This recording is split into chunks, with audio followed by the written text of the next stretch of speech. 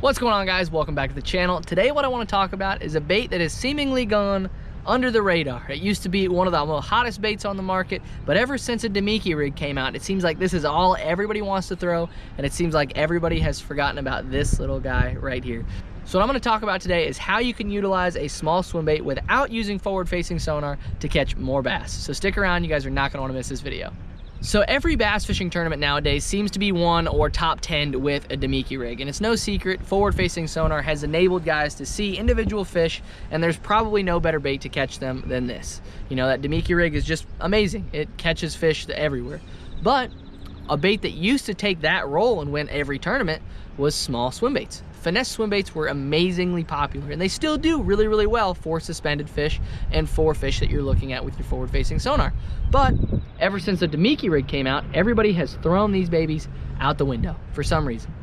The problem is everybody's buying up all of the Damiki rigs that they can, but if you're not good with forward-facing sonar, you might as well throw the Damiki rig right out the window, because it's very hard to catch fish unless you're looking at them, because you have to keep it right above their heads at a certain level, and those baits fall really fast. You know, it's hard to keep it in that zone. And so if you're a guy that's not very comfortable with forward-facing sonar, put the Damiki rig down. Stop throwing it and start throwing small swim baits again, because what a swim bait has is drawing power. A Damiki rig is really good at catching individual fish, but a swim bait is really good at covering water and catching fish. That's one of the best things that it is designed for. So I will throw this on a small ball head, and I will put the forward-facing sonar down. Get on areas that have steep banks this time of year, because that steep bank is going to kind of corral those fish. And then what I like to do is cast this single swim bait out, and you can just let it fall or count it down and reel it back, because that swim bait is going to draw those fish toward it. You know, a Damiki rig will catch those fish in clear water or dirty water when you can put it within 3 feet of that fish, right? But a swim bait will draw them in from a lot further away. So if you are an older gentleman that doesn't like forward-facing sonar, or a younger guy that hates forward-facing sonar, or you're just not that comfortable with it yet, stop throwing a Damiki rig and start throwing the swim bait again, because it's going to help you catch a lot more fish. The key to these small swim baits is going to be trying to find those areas that's going to funnel fish in, and that's going to be pinch points, such as points, bluff walls, bends in the river channel. You're going to have to find something that the bait is going to get pushed up against, where those fish are going to want to be setting up on or corralling around. You know, another common thing that you would see this in is bridges. Anywhere it necks down where there's a bridge, those fish are going to be in that general zone. They might not be on the bank, but they'll be along the pillars, or they'll be suspended under bait out through there. So what you can do is you can utilize your down imaging. And that's going to be an old school technique that a lot of you guys are going to know exactly what I'm talking about, is when you're going over top of open water and you start to see bait fish.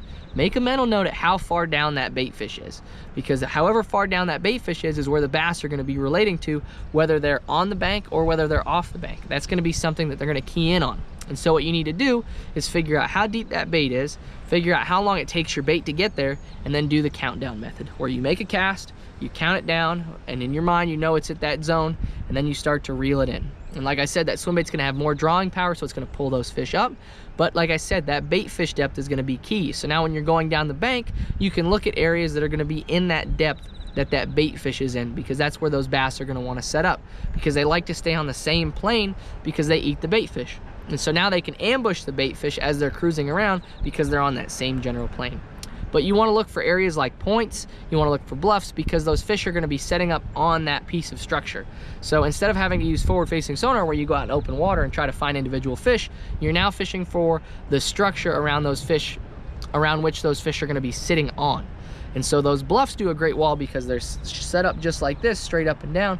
So those fish will be somewhere within 15 feet of it, and so you can cast it out, whether you parallel the bluff and just slow roll that swim bait over top of those fish's heads, or you stay off the bluff, cast it, and let it pendulum down the bluff. That's a great way to start out. So if you're not sure where these fish are setting up at on steep bluffs, on points, etc., get on the steep side of it, put a lighter swim bait on, cast it along it on the steep side of it, and just let it pendulum down. What I mean by pendulum is just hold your rod and your reel shut and just let that swim bait swing. Because what you can do is figure out what depth you get bit on. So if you make a cast and it hits the water and within the first 10 seconds you're getting hit, that lets you know those fish are setting up shallower on that cover. Versus if you have to cast it out and get you know, 20, 30 seconds where it's down deeper, that lets you know those fish are setting up deeper on those bluffs. And so now when you go parallel it, you can cover that water more effectively because you can count that swim bait down and figure out what depth those fish are actually at now and cover that water better. The last thing that I want to talk about with the swim bait is if you're around a lot of bait fish, the Damiki rig is really good, like I said, at catching those fish that are right there. You know, when you put it in your face, because it matches what those bait fish are doing almost to a T, right? It looks exactly like it. The swim bait, however, has that tail kick and it looks a little bit different. So if you're not exactly looking at those fish, it's gonna catch their attention from a little bit further away. So your bait will actually stick out a little bit in that bait ball and actually give you a better leg up to catch those fish that you can't necessarily see, because we all know how amazing Panoptix is, and it's one of the tools that's here to stay. But if you're a guy that just doesn't like using it or you're not familiar with it, you need to find a way around that. And the way around that is through smaller swim bait. So the gear that I actually run these small swim baits on is pretty much some of the same gear that you would run a Damiki rig on. I like a 7-1 medium heavy or a medium